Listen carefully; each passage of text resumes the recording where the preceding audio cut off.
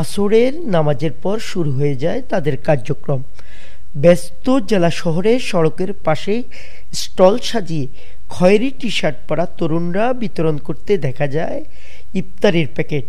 আর তারা তাদের এই কার্যক্রমের নাম দিয়েছে ভালো কাজের বিনিময়ে ইফতার। হতদরিদ্র মানুষের মধ্যে একটা জিনিস চালু করার জন্য, তারা কি ধরনের ভালো কাজ করে, হ্যাঁ, তাদের মধ্যে ভালো কাজের প্রতি উৎসাহ সৃষ্টি করার জন্য আমাদের এই প্রোগ্রাম। তারা তাদের একটা ভালো কাজের কথা বলবে, ছিন্নমূল মানুষ, তার বিনিময়ে আমরা তাদেরকে একটা ইফতার দিব। খুশি মনে লাইনে দাঁড়িয়ে অসহায় ছিন্নমূল মানুষ এই ইফতারির প্যাকেট সংগ্রহ করছেন দারুণ উচ্ছ্বাসে। সেই সাথে তাদের শেখানো হচ্ছে সমাজে কি কি ভালো কাজ করতে পারে তারা। নোয়াখালী জেলা শহরের তরুণদের প্রতিষ্ঠিত কুহুক সমাজ কল্যাণ ও সাইবার অর্গানাইজেশনের সদস্য তরুণরা নিজ উদ্যোগে এই রমজান মাসের প্রতিদিন তাদের এমনিভাবে ইফতারির প্যাকেট বিতরণ করে আসছে।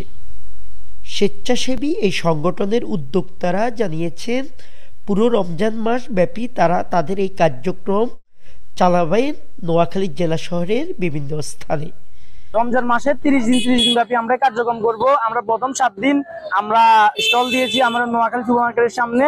আমরা পরের 7 দিন আমরা মানে 8ম রমজান থেকে আমরা আমাদের দ্বিতীয় কার্যক্রম শুরু করব নোয়াখালী পৌর বাজারের সামনে। আমাদের ওখানে 7 দিন স্টল হবে।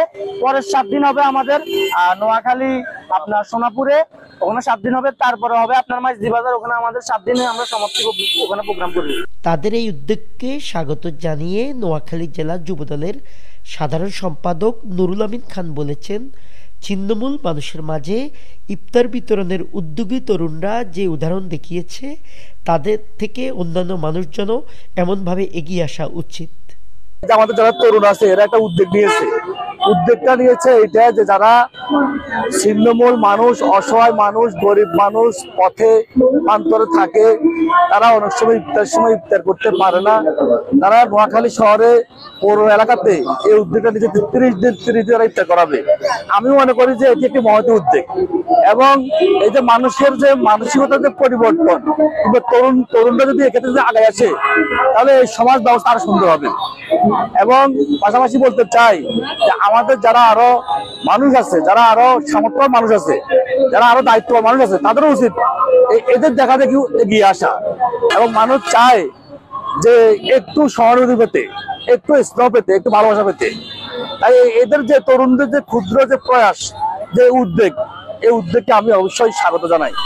শুধু এক স্থানে ইফতার বিতরণ নয়, কুহকের সদস্যরা শারীরিকভাবে প্রতিবন্ধী ছিন্নমূল মানুষগুলোকে খুঁজে খুঁজে পৌঁছে দিচ্ছে ইফতারের প্যাকেট।